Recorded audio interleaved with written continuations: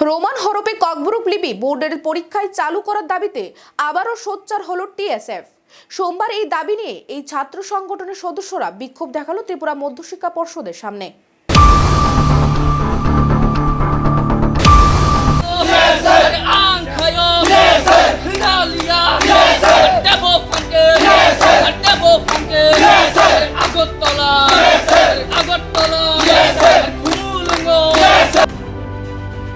ককবরক ভাষাভাষীদের পরীক্ষার্থীদের উপর একচেটিয়াভাবে একটি লিপিতে, বিশেষ করে বাংলা লিপিতে লেখার জন্য বাধ্যনাকি করেছে Tripura board of secondary education ও রাজ্য সরকার।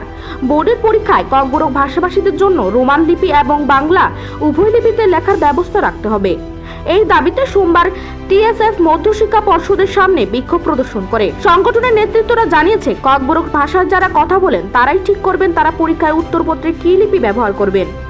রাজ্যের অধিকাংশ ককবরক ভাষাভাষীর লোকেরা স্ক্রিপ্টের মাধ্যমে রোমান হরফ ব্যবহার করার পক্ষপাতী, কিন্তু রাজ্য সরকার ককবরক ভাষাভাষীদের উপরে বাংলা লিপি চাপিয়ে দেওয়ার চেষ্টা করছে। আর তার সঙ্গী হচ্ছেন Tripura board of secondary education.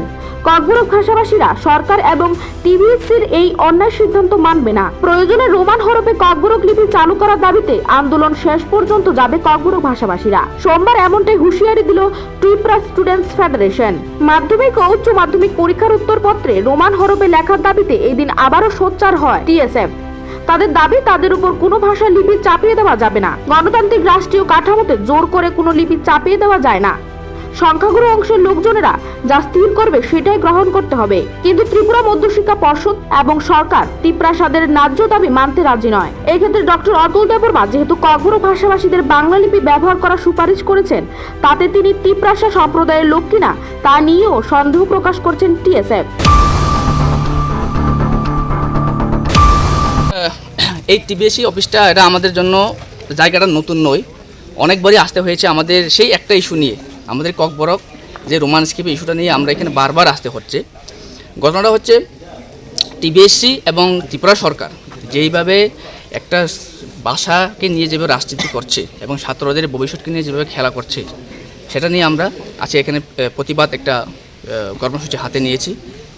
আপনারা জানেন, কিছুদিন আগে আমাদের টিবিএসসির চেয়ারম্যান উনি একটা স্টেটমেন্ট দিয়েছিল যে একটা ছাত্র।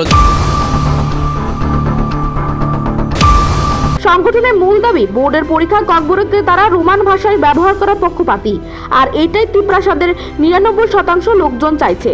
এই দাবি সরকার এবং টিবিএসসিকে মানতে হবে, না হলে ককবরক ভাষাভাষীদের আন্দোলন দীর্ঘস্থায়ী এবং চূড়ান্ত পর্যায়ে পৌঁছাবে। Bureau report, Asian Times.